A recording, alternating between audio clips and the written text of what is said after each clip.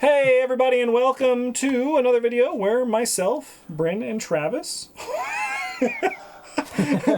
we chat about the cards that have currently been spoiled for the Scarlet Keys. If you want to know what these cards are and see also when future cards are going to be spoiled, there's a link down in the description to a Google Doc that has all of the stuff compiled. You should check it out there. And let's dive in. Starting with Kimani Jones, the security consultant. They have a 3-2-2-5. 5 foot. 5. That's pretty standard.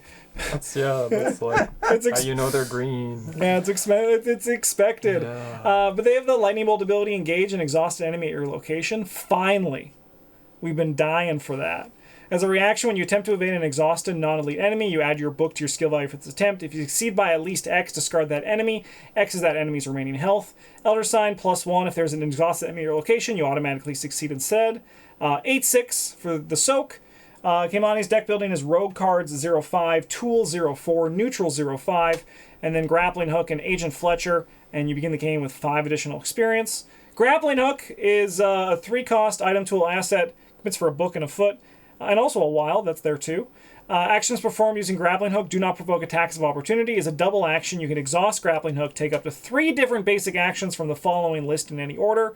Engage, evade, investigate, or move. If you investigate, use your foot instead of your book. Agent Fletcher is a 2/3/3 alert hunter. Only cares about Kimani Jones, and while Kimani Jones is evading Agent Fletcher, reduce their book value to 0. Which you're like, why? But then if you look at the card for the investigator, it makes sense. Mm-hmm. Mm-hmm. So, Brian, as our resident rogue spurt TM, what do you think of this? I think this guy can kill snakes without making Yig, whatever his name is. Yeah, without making him angry, because you can just discard them. Yeah, that's really cool. Unless they're a really good snake, in which case, shit, fuck. The ability's neat. Yeah, I'm curious to see where it sits in between how much damage you want to put on the enemy to not kill it, or if you just try to kill it, or if because I feel like trying to just one-shot an enemy with the ability is probably going to be a bit tricky. Yeah. Mm-hmm. Yeah, no, this, their best friend is going to be the guardian who can play red cards. Throwing their stun and blow around. Oh, yes, yeah. Just put a bit of damage on them. Here's a pile of damage. Also, he's exhausted for you. There you go. Yeah. Sweeping kick. Yeah, sweeping kick also would be sick. Yeah, that's a cool combo. Yeah. It's kind of neat. I don't know what Kimani's doing to that enemy, but it can't be legal. I'll just solve the problem, with my connections and my quick... Put them in a box and mail them to Alaska. Yeah, they're gone. Don't worry about it. I think the Grappling Hook is cool. I think that, investigating once at 5... I don't know. I have no idea about it. I'm still, I want to see more cards before I get too deep into Kimani to talk about if I think they're going to be good or not. Mm-hmm. Because I just want to see all of Scarlet Keys, and I actually also don't want to talk about it until I get a deck in front of me and I see it played, right? But I think the ability is definitely neat and unique, and I'm excited to see Bryn play with it and see what Bryn does. How come the Grappling Hook doesn't take 2 hands? I use the Grappling Hook with 1 hand. Tied to the belt. And then what? You investigate the thing down to you, and then you move because you're just holding it like this, and then you walk over here and you trip an enemy with it. Yeah. You're not using it to climb. Never climbing. No. Never climbing. That seems wrong. It does feel strange, flavor-wise. That's but who knows? All right, let's go on to Daryl Simmons, my boy. 2-5-2-3 reporter. You begin the game with Daryl's Kodak and play. Daryl's Kodak is Proof is in the Pudding. It's a 2-cost. Commits for a book and a foot and a wild. After an enemy or treachery enters play, exhaust Daryl's Kodak. Place 1 resource on that enemy or treachery as evidence. And then as a reaction, after discover any number of clues, move that many evidence on enemies or treacheries at that location to Daryl's Kodak. As a lightning bolt during a skill test at your location, you can spend 1 evidence from an asset you control to reduce the difficulties test by 2. Elder Sign is +1. Place 1 evidence on an asset you control. Deck building is the long thought of for Daryl Survivor 05, Seeker 02. And the Ruined Film is his weakness, which is remove 4 evidence from cards you control. For each evidence you cannot remove this way, take 1 horror. Seems really good. Yeah, seems really good. I mean, he has 5 books. That's when I told people, they're like, what do you think of Daryl? And I'm like, no matter what, he's going to be okay because he has 5 books. Yeah, you can play yellow cards too, which is pretty sick. Yeah. How does the Kodak not take his hands? Yeah, that's a good question. Does he just have like an elaborate holster? Well, yeah. Well, realistically, not here, but like most photographers, they drop it and it's like attached to them. But like, not here. Like he's holding it in all of his hands. Yeah, he's holding it in all 2 of his hands. I mean, like, let's be real. Like, thank goodness it doesn't, because that would suck. Why? That would be so funny though. You'd just be like an event and Yeah. skill-focused investigator. Mm-hmm. But Yeah, you play the magnifying glass, you dump the PC or character that actually does anything. Yeah. 6 book, baby, Into while the investigating. Let's go. Yeah, it's pretty good. 6 is a lot. That's a big no, number. 6 is a big It's a number. big It's higher number. than most shrouds. Yeah. Yeah. That's true. Yeah. I'm excited for Justin to draw this Ruined Film and stare at his camera with like 8 evidence on it and be like, nah, I'm keeping it. No, you have to. No, I You have to, remove unfortunately. it, if you can. I would, though. I would just be like... I would like to explode instead, please. Yeah. I think we're still missing probably... I'm going to wager another evidence card before we really see more Daryl, so I'm just excited to play him. It's just this. Could you imagine? You play this, you play the other camera. He's only allowed to... Cameras. Evidence only appears on Let's cameras. go. That's not true, but that would be funny if that was the case. Yeah. But once again, once we see some more cards, we'll be able to talk more about Daryl. You'll hear us talk about Daryl once we do the new player's guide. That's when we'll really dive deep into this guy. He's who I want to play first, though, probably. Are you going to play Vincent? Yeah. Yeah, I guess the other one. I might play the Doom Lady. She seems kind of... Yeah, she seems cool. Not playing Carson. He seems like dog shit. Yeah. Oh no, I'm playing Carson first. I'm just gonna sit my safeguard and play and be like, take the actions for me. I'm too old. Carry me, please. All right, those are the 2 investigators that were spoiled since our last video. We're going to now dive into the player cards. And by that, I mean this weakness. It's a player card. Yeah. So these are the new weaknesses that are in this box, and they are doing something new with this one where they are class-specific investigators only. Ectoplasmic Horror, or Red Slimer from Ghostbusters, is a 2/2/2 monster geist that hits for horror. He has Hunter, and the first time you reveal a chaos token while attacking or attempting to evade Ectoplasmic Horror, reveal an additional token for each empty arcane slot you have. So what do you think of the concept, just generally, of class-specific weaknesses? Yeah, sure, man. Yeah. Why not? Yeah. I mean, like, we've got a pretty solid basic weakness pool already, so Yeah, I'm sure. might as well get into some more specific weird stuff. Heck Like, yeah. I would like them to errata the investigator deck weaknesses to be only Oh, yeah. like, Yeah. in that That does because fit. they don't do anything outside of it really. Mm-hmm. Like, you're playing yellow and you're like, every time I damage an enemy, I take a damage. Yeah, whatever. This is in play forever. Yeah. And you get that on a cycling I don't deck, and care. you're like, let's go. Yeah. Yeah. No, I think it's a cool concept, and I'm excited for us to be graced by Red Slimer, and also for the first time we play Scarlet Keys, Travis says you have to use your class weakness for it. Yeah, we will. Yeah, those are the rules. Those are the rules, yeah. It's gonna be tough for like non-mystics to kill. Yes. And I actually think that I like that that, too. yeah. Because like your Guardian is going to have like a bit, like really it boils down to because... Just to draw like two extra tokens every time he attacks it. No, so the classic Arkham, no one knows exactly what it is. But for me, the reading, seems obvious that it's only for the first time you attack him. Because otherwise there's other thing where there's like the forced rule for when it's each time. So it'd be like, it basically just makes it a 2-action weakness, right? I disagree. I think it would say like the first time you attack or attempt to evade it, like, so the reason it says the first time you reveal a chaos token is so that you don't chain them. Mm-hmm. Right. And then this is where it comes from, because a bunch of people are saying it's obviously this way, but you know, that's Arkham for you, right? Mm-hmm. Mm-hmm.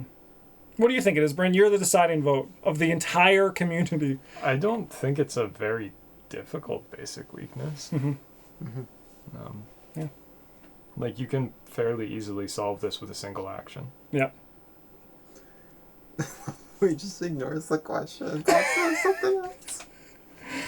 No, he's just being diplomatic. He doesn't want to be the deciding vote. Like That's how you be a politician these days. You just ignore the question. Great question. Now here's what I think. Great question. Here's what we're gonna do about the drought problem. Yeah. No. I don't. I have no strong feelings towards this.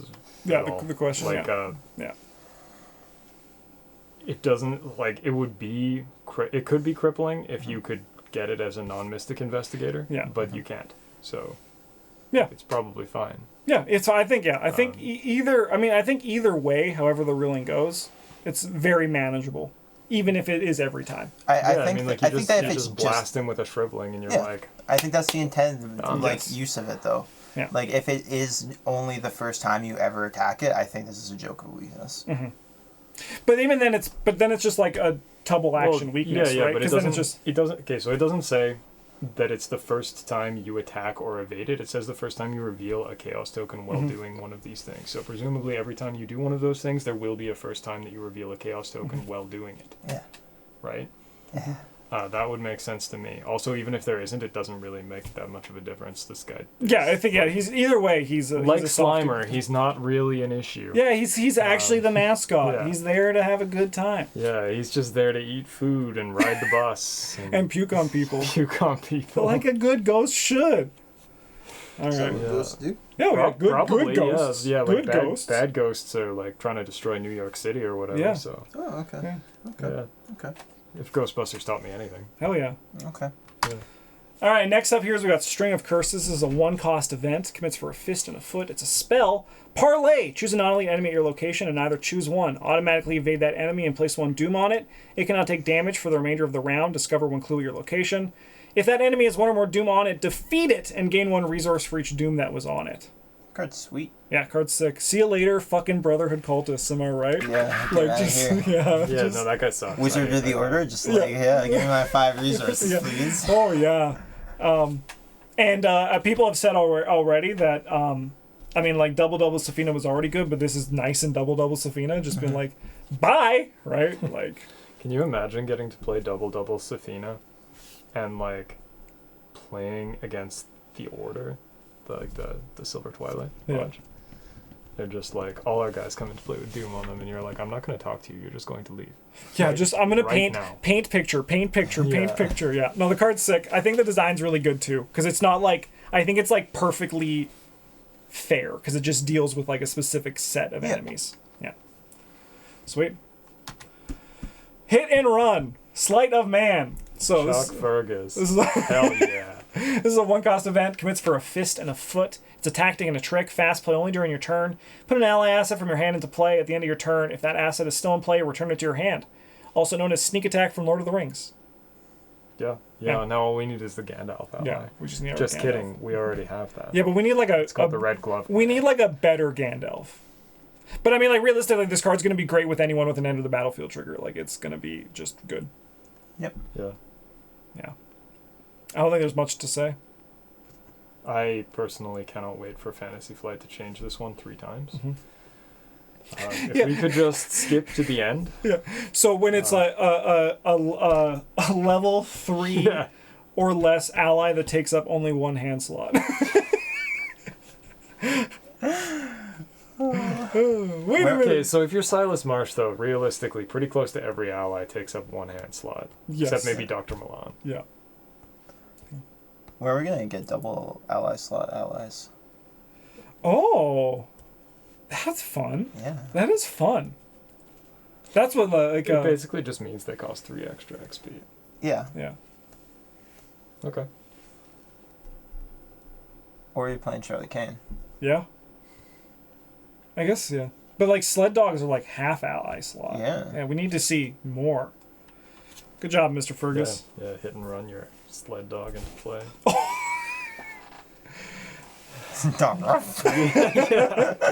Yeah, just that was the last one you were waiting for. It comes back. Yeah. Yeah, no, cards fun though. I think cards good for the game. Yeah. Sleight of Manning in something like a not even Tetsuo, but like Tetsuo is good.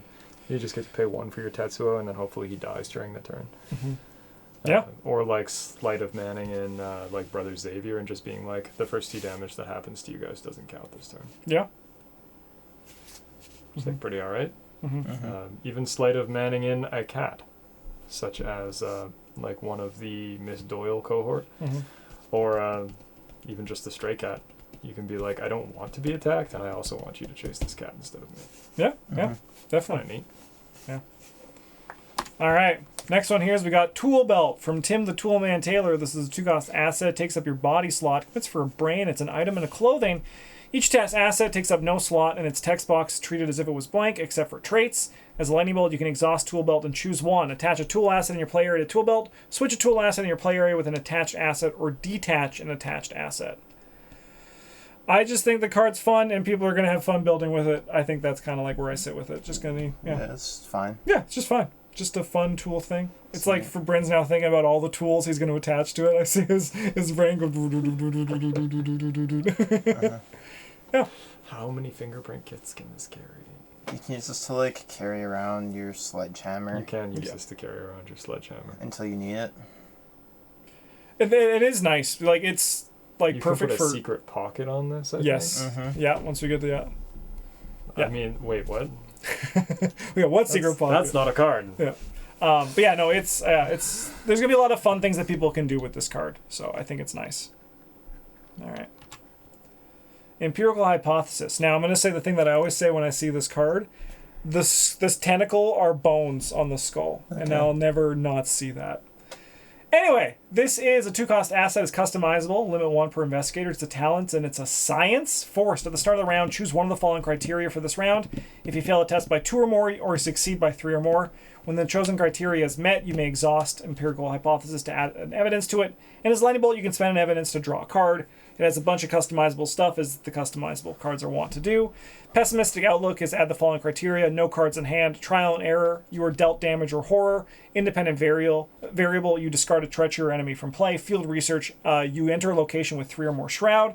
Peer review. The chosen criteria is met if any investigator at your location meets it instead of you, and other investigators may trigger the lightning bolt ability. Research grant is its spend 2 evidence. Reduce the cost of the next card you play by 3.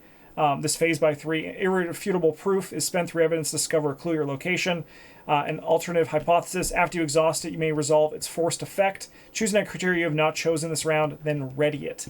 It's like basically like a build your own Necronomicon in a way. I think this card's really good. Yeah, I think this card's it's my favorite of the customizable cards because I still don't like it, but I think it's really good. I just like the idea of Daryl Simmons getting unreasonably upset because it's not a hypothesis. He has a goddamn picture. Yeah. It's proof, goddammit! They're like, no, I've seen the Loch Ness Monster photo. I know. Yeah. Yeah. But it does seem good for him. Mm-hmm. Yes, yeah, definitely. Seems good for a lot of Seekers, too, if they, just like turning what you're going to do in the game into cards, resource reduction, or clues is like a good thing. Mm-hmm. Yeah. Yeah. Okay.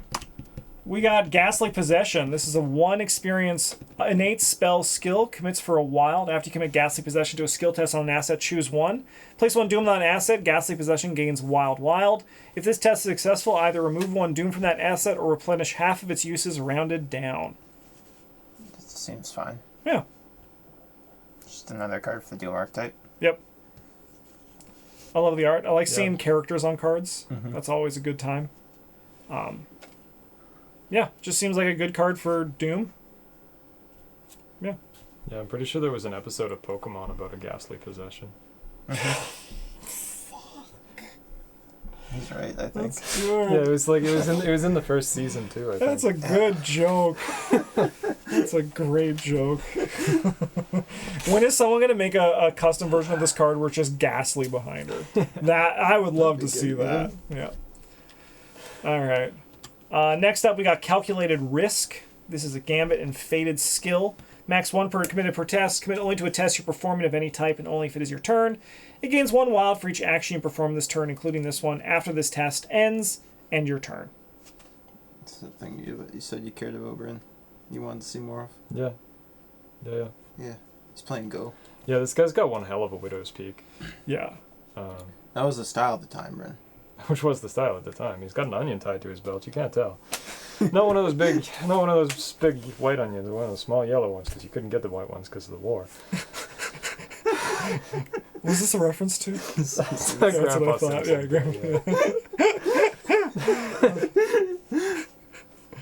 Yeah. Yeah. No, it's just kind of good. Although, like, I'm pretty sure that I never really was very good at playing Go. But I am 95% sure that a calculated risk in Go is basically just you asking your opponent if they're stupid. Yeah, that's fair. Or, like, worse at the game. Yeah. I guess is a better way to put that than... so I don't understand how this is supposed to indicate that. Mm-hmm.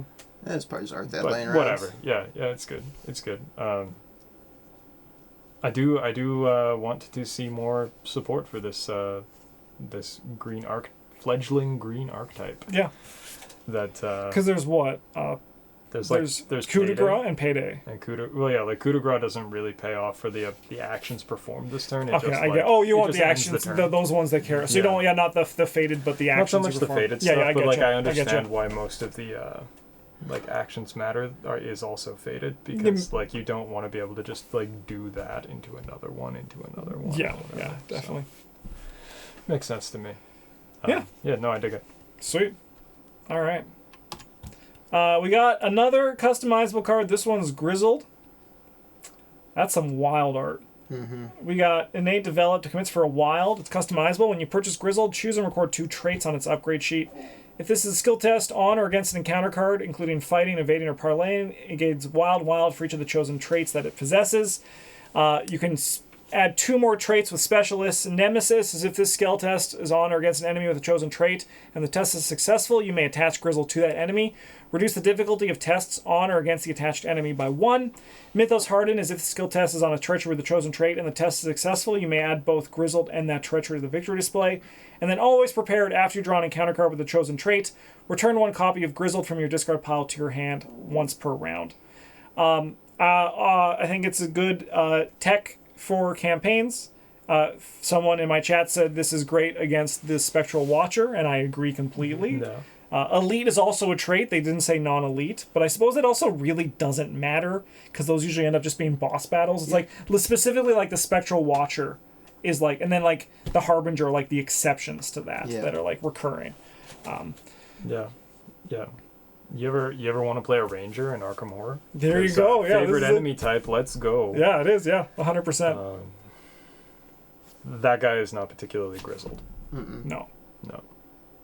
If anything, he looks sort of like Tim Curry. He looks like, to me, also kind of like Matthew Lillard. I'm like, and I just can't unsee it. Impossible. Yeah. All right, we got Quick Getaway. This is a 2-cost event. I love the art on this card. This guy's just having like and then like the night gun's like, I'm coming to get you. Anyway, it's a trick. Commits for 2 foot because it's a green trick event. It's fast. Play when an enemy attacks you. Evade. Attempt to evade the attacking enemy. If you succeed, cancel that enemy's attack.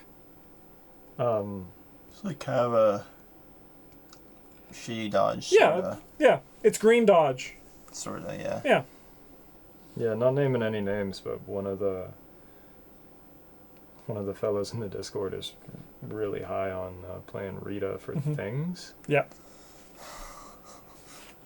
This card seems really good. And that. Oh yeah. Yeah. I mean, like even just like really turning enemy phase into a nimble, right? Yeah. Mm-hmm. Yeah. And just like not taking damage in the process, and also just like see ya. Leave it. Like I think there's a lot of cool things you can do with this. It is like really just like inconsistent dodge, but as Bryn said recently, they give foot out like candy, so you'll pass this foot test. like candy. Yeah. It's no problem. You can buy, you can head on down to the store with a pocket full of change and buy foot. Also, it's card number 69. Nice. Nice. All right, Hallowed Chalice. This is a 3-cost asset that takes up a hand slot, commits for a brain. It's an item and a charm. Choose an investigator location. Either choose one. Exhaust Hallowed Chalice and place 1 doom on it. Heal 2 damage or 2 horror from that investigator. Heal 1 damage or 1 horror from that investigator. If you heal the last damage or horror from that investigator, remove 1 doom from Hallowed Chalice. So you can use this to just grief Calvin, right? Yep. Worry not, my sick friend. Don't Drink worry, from you have the one last hallowed turn and no chalice. number. Ooh, you got 2 damage on you there, Calvin? Don't worry, I'm on it. No, this card's kind of cool.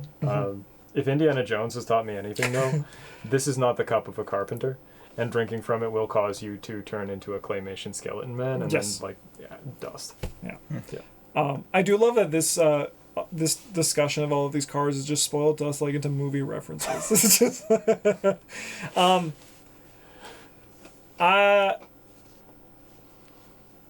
I'm curious, like for you, Travis, when you would feel like you'd want to play a card like this.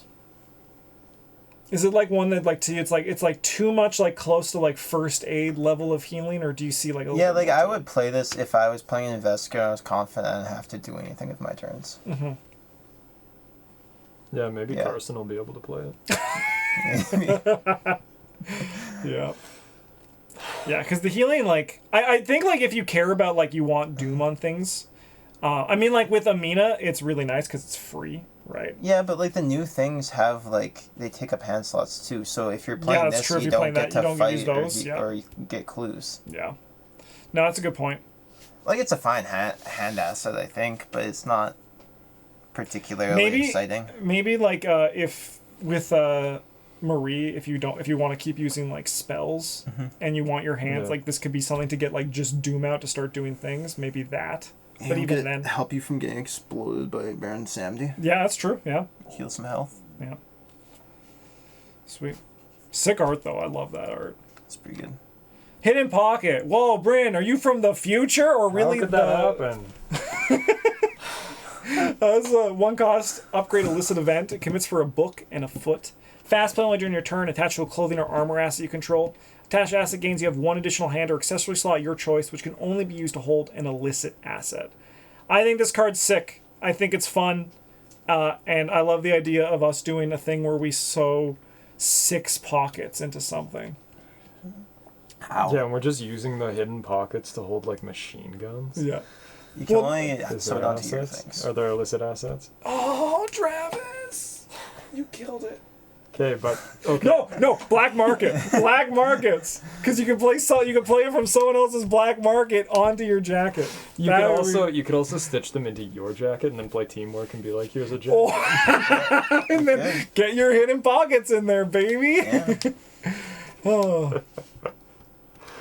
We're definitely gonna do some sort of like pocket. Because you've always been saying the next step of Bryn's Madhouse is for us to do team decks. And I think that you and I will do that sometimes, Bryn. We'll do the Hidden Pocket gang. No. Pocket gang. I'm loving all the illicit support that's coming out of this cycle, though. It's really nice. All right. Yeah. Like, even if you just use this to hold your lock picks or whatever, like, it seems very strong. Yeah, it allows you, especially like for like if you're flexing, like you can hold your lockpicks in your hidden pocket and then just like. If you're Bob Jenkins, you can just be like, "Behold, all my items. Some of them are hidden, and you cannot see them, but I assure you they're there." Yeah.